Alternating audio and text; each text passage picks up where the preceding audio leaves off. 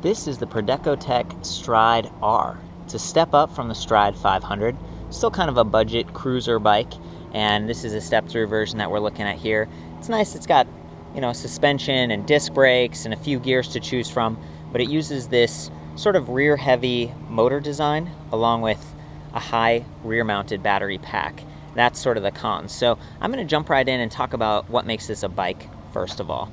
We've got these nice 180 millimeter disc brakes. They are mechanical, so you can see the wires running down there. It's not going to give you quite the stopping power of a hydraulic system, but still pretty good. And the fact that those rotors are wider than normal, I think most are like 160, pretty nice. Got a grip shifter up here with 8 speeds to choose from, SRAM X7. And then X5 derailleur in the back.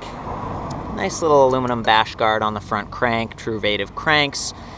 Pretty solid all around, and since you only got 8 gears in the rear and there's nothing up front, that means there's only one derailleur you got to worry about in terms of maintenance. And this is pretty decent for climbing hills, if your battery runs out. However, again, the bike is a little bit heavier just because of the way that they've designed it with a different battery chemistry. So I'll get in that in a second. Sort of an entry-level shock, just this zoom setup right here, and it does have preload adjustment, but nothing fancy. There's no lockout there. Town and Country Continental Tires, going to be a little bit more puncture resistant, and they're a little bit larger, sort of wider, and that gives you also a little bit of cushion as you're going over bumps. And the pedals on this are kind of cool. While they are plastic, if you push down on this little metal piece here and then pull out, they can fold down. So they do have a version of this bike that folds in half, like the whole bike folds, right? And the idea with that is you can just, imagine this thing folding right here.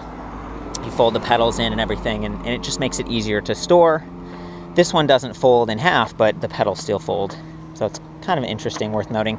Also adjustable is the stem right here. And some people have had trouble with these, but you push down on this plastic slider and then you pull out on the whole thing. It's a little bit tight, so can you see that? I just pull it up like this, and then the whole thing goes up and down. You see, like that? And you can adjust it on the fly without tools. So I just did a little quick adjustment, kind of close it again, and we're locked in place. Now you'll notice that my handlebars are sort of sticking up. And this has a semi-swept back design. It is designed to be something of a cruiser. Love the fact that it's got a bottle cage right here, and you've got some braze-ons here for maybe if you wanted to add some fenders, although I'm not sure that you'd need to given the battery design, and I'm not sure it would fit. So that's the bike piece of this. Also, if you need to adjust your disc brakes ever, there's that little twister, kind of neat. So now let's get into what makes this an electric bike. Okay, so back here we've got a 500 watt direct drive motor. So there's no gears in there. It's pretty quiet, as you'll see on the ride test. And it's pretty powerful, but it's not quite as torquey as a geared motor. It is going to be requiring a little bit less maintenance just because there are no gears in there. It's just big magnets. But again, it's heavier and just larger than a geared motor would be. Up here we've got a 36 volt 9 amp hour battery pack, and it's mounted again sort of high and rear heavy, but hanging off on this rack there are these 2 struts supporting it, so it is designed to be pretty rugged.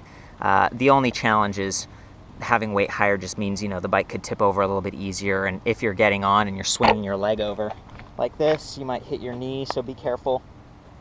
Also note, there's nowhere to mount anything on this. There's no pannier clips or really bars, and I wouldn't recommend trying to mount anything. I do like that they've got this light built right in.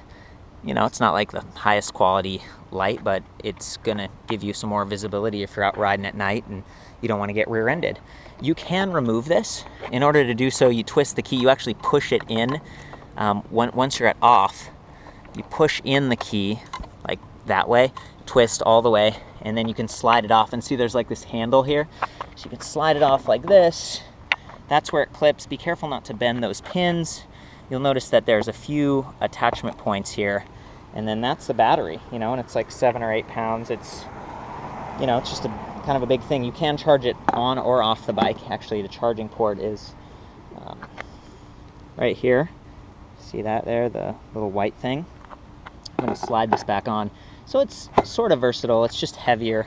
than some other options. And again, the mounting, if you look at this bike from the side, all the weight is towards the back, and there really isn't a lot of suspension for the battery, so it can, you know, it takes a little bit of abuse. So let's give it a test ride. I wasn't off, now I'm on. Oh, and you have to leave the keys in so they can jingle around a little bit. You know, if your keychain's on there, you might want to keep that in mind. Just keep it out of harm's way. It lights up once the bike's on, but you still have to push this like red button in. Now, when we use the twist throttle, it can go. And it's supposed to have a top speed of 20 miles per hour, but it's hard to tell because there's no LCD console. There's no, you know, display showing you exactly how much battery power is left and communicating how fast you're going. So you just kind of have to guess. So here we go. I'm going to go ahead and just gun it and show you the motor and give you some idea of the riding position on this thing.